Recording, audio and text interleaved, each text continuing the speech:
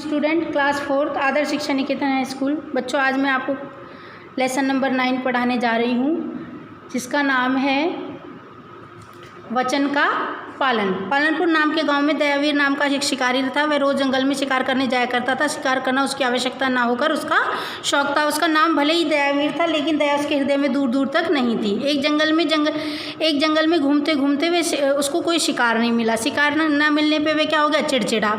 उसे भूख प्यास लग रही थी। भूख प्यास लगने पर उसने भुने हुए चने खाए तथा झरने की तरफ जा गया। उसे वहाँ पर एक हिरनी दिखाई दी। उसके साथ 2 छोटे छोटे बच्चे भी थे। दयावीर ने जैसे ही अपना निशाना साधा, हिरनी बोल उठी, ठहर जाओ दयावीर।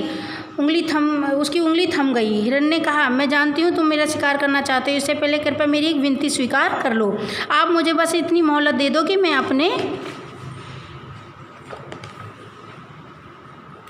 बच्चों को उनके पिता को सौंप सकूं। मैं आपको वचन देती हूँ, मैं अवश्य ही लौट आऊँगी। हिरनी की बात सुनकर दयावीर बोला, क्या तुमने मुझे पागल समझ रखा है? दुनिया में ऐसा कौन है जो मरने के लिए किसी के पास आएगा? तुम्हारी बात पर मैं कौन विश्वास करेगा? कम से कम मैं तो नहीं करूँगा। हिरनी ने विनम्रता से कहा, श्रीमान, जंगल के जानवर हैं, हम जंगल के जानवर हैं, हम कभी झूठ नहीं बोलते, न ही कभी अपने वचन से मुकरते हैं।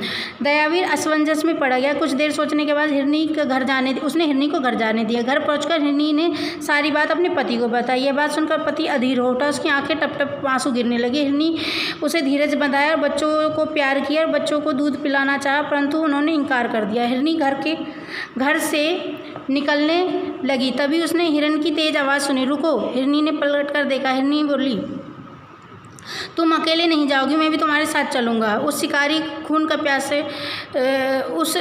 को खून की प्यास जी भर को बुझा लेने दो। यह कहकर हिरन अपनी पत्नी के साथ चल दिया। दोनों बच्चे चुपचाप माता पिता के पीछे हो लिए। चारों सदस्य पूरे परिवार शिकारी के पास चला गया। वहाँ पहुँचते ही हिरनी ने शिकारी से कहा, लो, अब आप हमें मारकर अपना शौक पूरा कर लो। मैं तो पूरे परिवार को ले आई हूँ। चारों हिरनी की आंखों में आत्मगौरव की चमक थी। यह देखकर दयावीर आश्चर्य का ठिकाना नहीं रहा। उसे विश्वास नहीं हो रहा था। हिरनी के प्राणों का मोह त्याग कर सह परिवार उसके सामने आ खड़े हुए। बंदूक कब उसके हाथ से छूटकर नीचे गिर गई, उसे पता नहीं चला। उसके द्वारा किए गए पाप उसकी आंखों के आगे आ गए, जिससे सिर लज्जा से झुक गया। दयावीर को हाथ जोड़कर हिरनी से कहा, तुम अपने वचन का पालन करने के लिए अपने प्राणों का मोह त्याग दिया। तुम्हारे पति, तुम्हारे बच्चे तुम्हारे पति और तुम्हारे बच्चों ने तुम्हारे साथ मरना स्वीकार किया। तुम सब महान हो, मुझे क्षमा कर दो। मैं भविष्य में कभी भी जीव हत्या नहीं करूँगा। इतना बोलकर दयावीर की आंखों में आंसू छलक उठे और वह लौट गया। समर्पण यानी त्याग में बहुत शक्ति है, यानी यदि हम त्याग करते हैं तो उसमें बहुत ही शक्ति होती है। तो दयावीर को भी दया आ गई।